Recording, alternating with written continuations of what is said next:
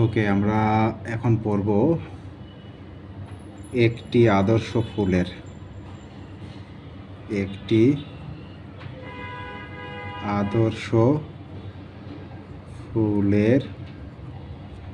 গঠন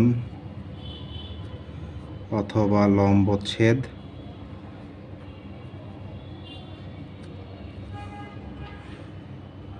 বর্ণনা, অবশ্যই চিত্রসহ। অথবা এই প্রশ্নটাই কি থাকতে পারে, একটি আদর্শর জায়গায় থাকতে পারে সম্পূর্ণ ফুলের গঠন অথবা লম্বচ্ছেদ, অবশ্যই চিত্রসহ বর্ণনা। ঠিক আছে, তাইলে আমরা চিত্রটা আঁকা দেখি, কিভাবে চিত্রটা আঁকবো আমরা। প্রথমে আমাদের এঁকে নিতে হবে স্ত্রী স্তবকটি। একদম শেষের দিক থেকে আমাদের আঁকা শুরু করতে হবে। শেষের স্তবকটার নাম কি ছিল? স্ত্রী স্তবক। তাইলে প্রথমে আমরা আঁকবো হচ্ছে স্ত্রী স্তবক। স্ত্রী স্তবকটা আমরা কিভাবে আঁকি? স্ত্রী স্তবক এরকম একটা ফোলানো বেলুন বা হাঁড়ির মতো একটা অংশ এঁকে নিব, এরকম। এই যে এতদূর পর্যন্ত নিয়ে আসব, মাথাটা ফাঁকা রাখবো। এই স্ত্রী স্তবকের এইটুকু আঁকলাম হচ্ছে আমরা গর্ভাশয়। গর্ভাশয়ের ভেতরে কি থাকে? একটা গোলাকার অংশ থাকে, যার ভেতরে ডিম্বাশয় উৎপন্ন হয়। মূলত এটার এই হাফ অংশে হাফ ডিম্বাশয় উৎপন্ন হয়, এবং এই হাফ অংশে হাফ, তার মানে ডিম্বাণু। এই পাশে একটা ডিম্বক উৎপন্ন হয়, এই পাশে একটা ডিম্বক উৎপন্ন হয়। এই ডিম্বকের মাঝে কি থাকে? ডিম্বাণু থাকে। এই ডিম্বকের মাঝে কি থাকে? ডিম্বাণু থাকে। ঠিক আছে, এইটা হলো গর্ভাশয়। গর্ভাশয়ের উপরে দণ্ডাকার অংশ উঠে যাবে, এই নিচের দিকে একটু প্রসারিত থাকবে, ওপরের অংশটা সরু হয়ে যাবে। এই সরু হয়ে গেল, এরপরে আমরা ওপরে তুলে দিব। এইটা হচ্ছে আমরা কি আঁকলাম? গর্ভদণ্ড। তাহলে এইটুকু আঁকছিলাম গর্ভাশয়, এইটা আঁকলাম গর্ভদণ্ড। আর গর্ভদণ্ডের ওপরে কি থাকে? গর্ভমুণ্ড, এই যে 3 পাতার মতো। তাহলে এটা হচ্ছে কি? গর্ভমুণ্ড। গর্ভাশয়, গর্ভদণ্ড, গর্ভমুণ্ড, এইটুকু যে আমরা আঁকলাম, এইটুকু হচ্ছে স্ত্রী স্তবক। স্ত্রী স্তবকের গর্ভপত্র। এইটুকু একটা গর্ভপত্র। তাহলে এরকম একটাও গর্ভপত্র থাকতে পারে একটা ফুলে, একাধিকও গর্ভপত্র থাকতে পারে। আমরা এই ফুলে একটাই এঁকে দেখাবো। তাহলে আদর্শ ফুল কাকে বলে? যে ফুলে 5টা স্তবকই উপস্থিত থাকে। আদর্শ ফুল বা সম্পূর্ণ ফুল কাকে বলে? যে ফুলে 5টা স্তবকই সম্পূর্ণ থাকে। আমরা এখানে কয়টা স্তবক আঁকছি? শুধুমাত্র গর্ভপত্র আঁকছি, তার মানে স্ত্রী স্তবকটা আঁকা হয়েছে। তাহলে স্ত্রী স্তবক বা গর্ভপত্রের কয়টা অংশ? 3টা অংশ, গর্ভাশয়, গর্ভদণ্ড, গর্ভমুণ্ড। পুং পরাগরেণু কোথায় এসে পতিত হবে? গর্ভমুণ্ডে। স্ত্রী স্তবকের কোথায় পতিত হয় পুং পরাগরেণু? গর্ভমুণ্ডে। এগুলো একটু সাইড নোট করে লিখে নিবা, যেগুলো এক্সট্রা বলতেছি। তাহলে পুং পরাগরেণু কোথায় এসে স্থাপিত হয়? এই গর্ভমুণ্ডে। তারপর এদিক দিয়ে একটা নল তৈরি করে এখান পর্যন্ত চলে আসে।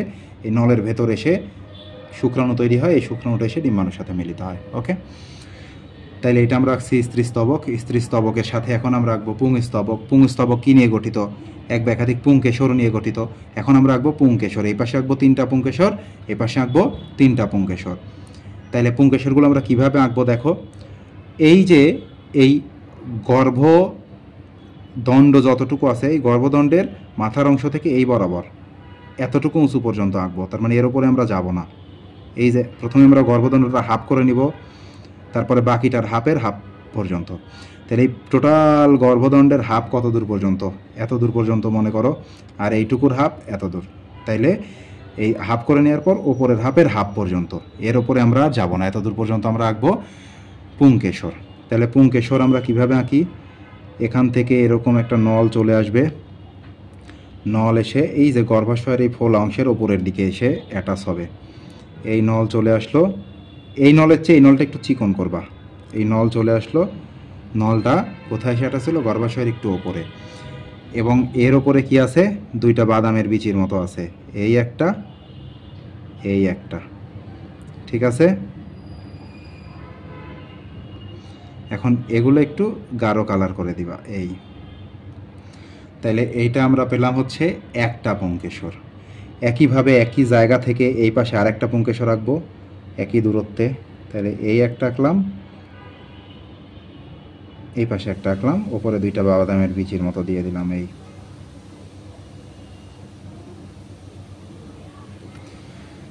দুইটা হলো। এপাশে সেকেন্ডটা আঁকতেছি। সেকেন্ডটা ঠিক এটা যত বড় করছে এটা এত বড়ই হবে, যেহেতু এতটুকু নিচ থেকে শুরু করছি, তার মানে এটার এতটুকু নিচ পর্যন্ত থাকবে। এই নিয়ে আসলাম, এই নিয়ে আসলাম। এই দুইটা করে আঁকলেও হবে। তোমরা পরীক্ষা যদি সময় কম পাও দুইটা পুংকেশর আঁকবা তাইলেই হবে। তোমাদের বইয়ে 3টা করে দেওয়া আছে, আমরা 3টা করেই আঁকি।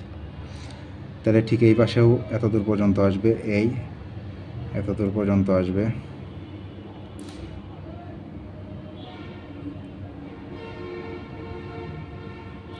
এরপরে আমরা আঁকবো তৃতীয়টা।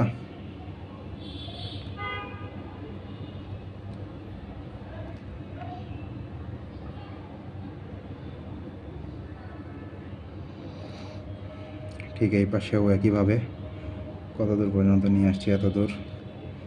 এই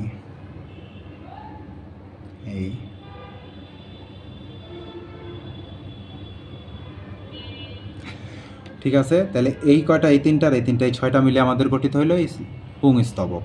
তাহলে এটা ছিল স্ত্রীস্তবক, এটা ছিল পুংস্তবক। অত্যাবশ্যকীয় স্তবক দুইটা আমরা আগে কি করে নিব, এঁকে নিব। এরপর এই যে গর্ভাশয় আছে, এই গর্ভাশয়ের নিচ থেকে একটা এরকম রাউন্ড করে গোল করে জায়গা আঁকবো, এই গোল। তাহলে এই গোলাকার জায়গাটাকে বলা হয় কি, এই গোলাকার জায়গাটাকে বলা হয় হচ্ছে পুষ্পাক্ষ। কি বলা হয়, পুষ্পাক্ষ।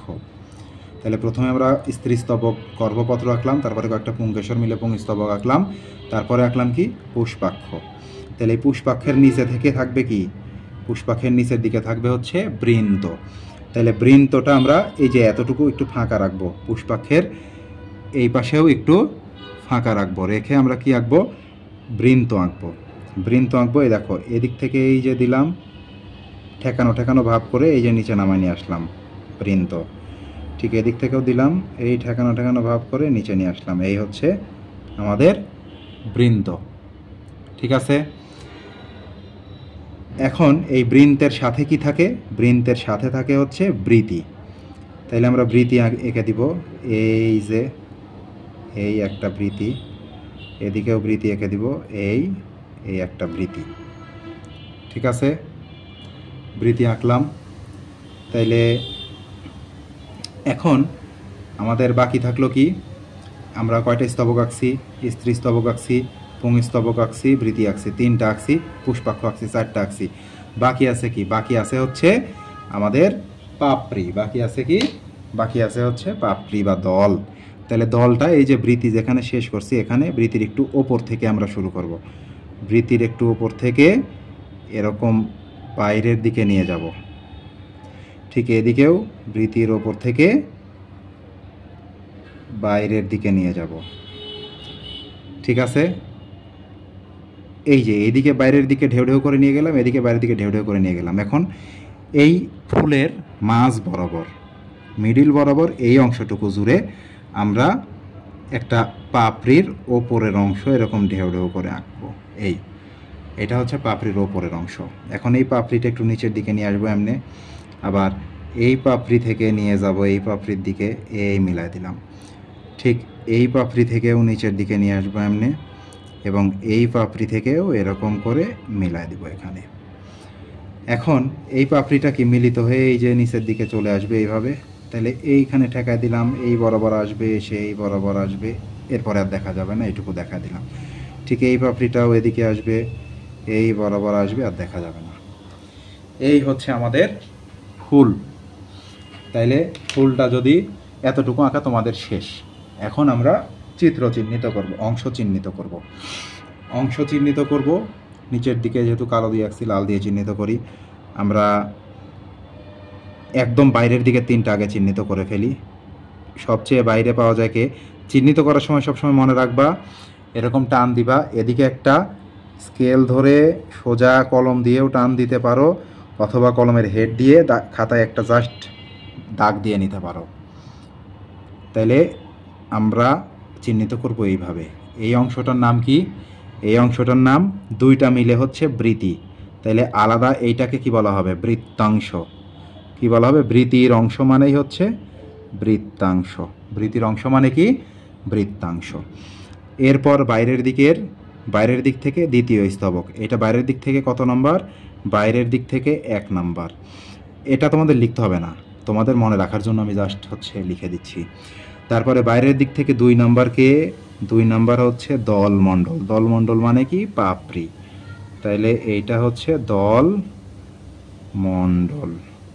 বাইরের দিক থেকে কত নাম্বার? 2 নাম্বার। বাইরের দিক থেকে 3 নাম্বারকে পুং স্তবকগুলা, এগুলোকে বলা হয় কি? পুং কেশর, তাই না? পুং স্তবক। বাট এইটার আলাদা আলাদা 3টা অংশ আছে, তো 3টা অংশকে আমাদের আলাদা আলাদাভাবে চিহ্নিত করতে হবে। সরি, 2টা অংশকে আলাদাভাবে। এটা আমরা কোথায় টান দিচ্ছি? ডানটিতে। তাহলে এই দণ্ডটার নাম কি? পুং দণ্ড। কি দণ্ড? পুং দণ্ড। বা এইটারই আরেকটা নাম কি? পরাগ দণ্ড। পুং দণ্ড বা পরাগ দণ্ড। আর মাথার অংশটাকে কি বলা হয়? মাথার বাদামের বীজের মতো অংশটাকে বলা হয় হচ্ছে পরাগধানী। কি বলা হয়? পরাগধানী। তাহলে এই পরাগধানী আর পুং দণ্ড, এই দুইটা মিলে আমাদের গঠিত হয় কি? পুং কেশর। তাইলে পুং কেশর, এই কয়েকটা পুং কেশর, এই সবগুলো পুং কেশর মিলে গঠিত হয় পুং স্তবক, তাই না? তাইলে বাইরের দিক থেকে 3 নাম্বার হচ্ছে এই পুং কেশর বা পুং স্তবক। পুং স্তবক দেখাতে হলে সবগুলোকে কানেক্ট করে দেখাইতে হবে, দরকার নাই। পুং কেশর আছে মানেই এগুলাই সব কি? পুং স্তবক। ঠিক আছে। এরপরে আমরা চলে আসি কি সম্পর্কে? কেন্দ্রে কোনটা আছে? কেন্দ্রে আছে হচ্ছে স্ত্রী স্তবক। ফুলের কেন্দ্রে, এই যে মাঝ বরাবর ফুলের কেন্দ্রে কি আছে? স্ত্রী স্তবক। স্ত্রী স্তবকের কয়টা অংশ? 3টা অংশ। তাইলে একদম উপরের অংশটাকে কি বলা হয়? একদম উপরের অংশটাকে বলা হয় হচ্ছে গর্ভ। যেহেতু এই অংশটার নাম গর্ভপত্র, পুরোটার নাম কি? গর্ভপত্র। এই জন্য একদম উপরের সবগুলো নামের সাথে কি থাকবে? গর্ভ থাকবে। গর্ভপত্রের গর্ভ থাকবে। একদম উপরের অংশটাকে বলা হয় মাথা। মাথাকে বলা হয় মুন্ডি। বলা হয় না তো মুন্ডি কেটে নিব মানে মাথা কেটে নেব। তাহলে এটা হচ্ছে গর্ভ, মাথায় আছে এই জন্য মুন্ড, গর্ভ মুন্ড। এরপরে দণ্ডের মতো অংশটা, গর্ভপত্রের দণ্ডের মতো অংশটাকে বলা হয় গর্ভদণ্ড। কি বলা হয়? গর্ভদণ্ড। আর এই যে একদম নিচের এই গোলাকার অংশটাকে বলা হয় হচ্ছে, এখানে সরি এখানে চিহ্ন দিচ্ছি কেন? এখানে। তাহলে এই অংশটাকে বলা হয় হচ্ছে গর্ভাশয়। তাহলে ডিম্বক উৎপন্ন হয় কার ভেতর? এই গর্ভাশয়ের ভেতর। এই যে ডিম্বক একটা, এই যে ডিম্বক একটা বিশেষ নিয়মে সাজানো আছে। ডিম্বাণু উৎপন্ন হয় কার ভেতর? এই গর্ভাশয়ের ভেতর। ঠিক আছে। তাইলে এই যে গর্ভমুণ্ড, গর্ভদণ্ড আর গর্ভাশয়, এই 3টাকে একসাথে কি বলা হচ্ছে? এই 3টাকে একসাথে বলা হচ্ছে স্ত্রী স্তবক। এটা কোথায় থাকে? স্ত্রী স্তবক থাকে ফুলের কেন্দ্রে। এটা লেখা লাগবে না তোমাদের, মনে রাখার জন্য আমি লিখে দিলাম। আর পুংকেশরগুলো মিলেই মূলত কি গঠন করে? পুংকেশরগুলো মিলেই মূলত গঠন করে হচ্ছে পুং স্তবক। তার মানে 3 নম্বরেই থাকবে হচ্ছে কি? পুং স্তবক। পুং স্তবক তো তোমাদের লেখা লাগবে না, জাস্ট বাইরের দিক থেকে 3 নাম্বার হচ্ছে পুং স্তবক, এটা জানার জন্য লিখে রাখলাম। বাদ আছে আমাদের কেন্দ্রে যেটা আছে, সরি নিচের দিকে যেটা আছে। তাহলে সবচেয়ে নিচের স্তবক কোনটি? সবচেয়ে নিচের স্তবক হচ্ছে পুষ্পাক্ষ।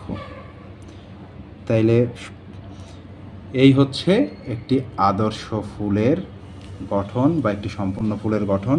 নিচে অবশ্যই লিখে দিতে হবে চিত্র কিসের আঁকছো। চিত্র একটি আদর্শ ফুলের গঠন বা লম্বচ্ছেদ, যেটা পরীক্ষায় উল্লেখ থাকবে সেটা লিখবা আর কি।